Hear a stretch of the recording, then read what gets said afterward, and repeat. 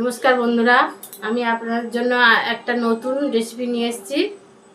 ঝিঙের খোসা বাটা নিয়েছি। ঝিঙের খোসা, কাঁচা লঙ্কা, চীনা বাদাম, একটু রসুন, একটু কুচি করা নারকেল আর একটু পেঁয়াজ।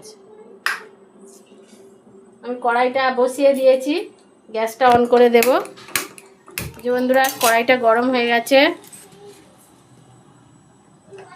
আমি এতে এবারে একটু সামান্য 1 চামচ পরিমাণে সরষের তেল দিয়ে দেব।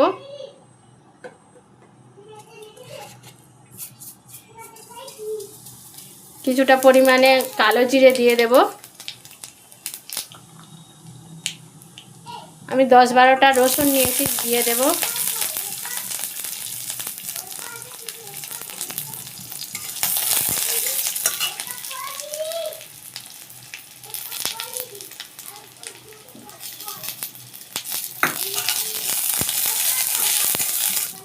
একটা কুচি করা পেঁয়াজ দিয়ে দেব। 1 মিনিট নেড়ে নিয়ে আমি ঝিঙে খোসাগুলো দিয়ে দেব।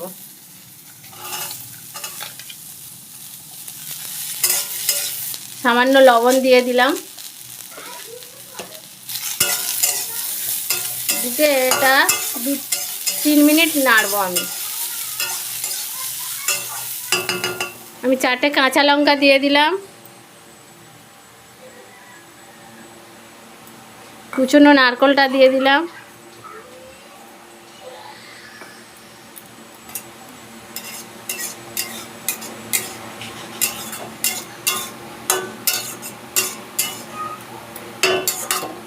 এবার এটা চাপা দিয়ে 5 মিনিট রেখে দেব। মাঝে মাঝে একটু নেড়ে দিতে হবে। ঢাকনাটা খুলে দিলাম।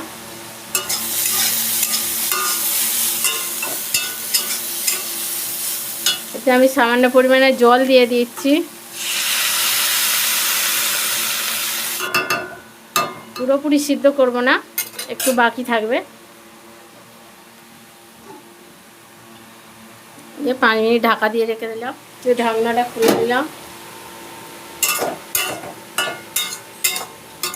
সিদ্ধ হয়ে গেছে, সামান্য বাকি আছে। এবার আমি নামিয়ে নেব।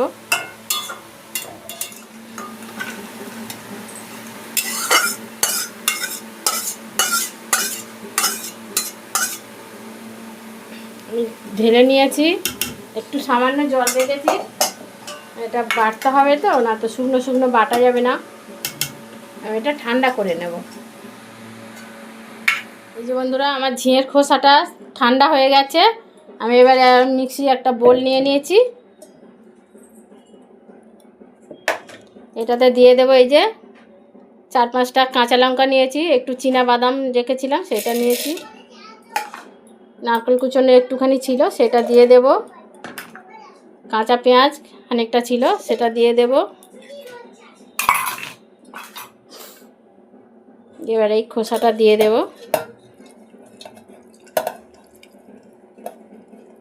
আপনারা চাইলে এটা শিলে বেটে নিতে পারেন। আমি পরিমাণ মতো লবণ দিয়ে দেব।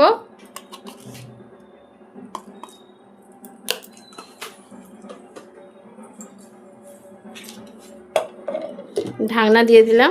এবার আমি এটা মিক্সি করে নেব। এই যে বন্ধুরা, আমার বাটা হয়ে গেছে। এবার ঢেলে নেব।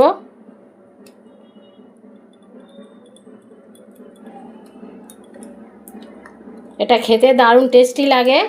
আপনারা বাড়িতে একবার বানিয়ে খেয়ে দেখবেন। এটা ঝিঙের খোসা বাটা রেডি হয়ে গেছে।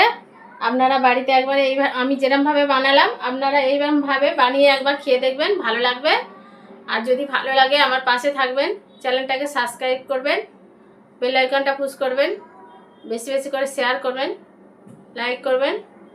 আপনারা ভালো থাকবেন। নমস্কার বন্ধুরা, আপনারা সবাই ভালো থাকবেন। আমি আরও নতুন কোনো রেসিপি নিয়ে আপনাদের সামনে ফিরে আসবো।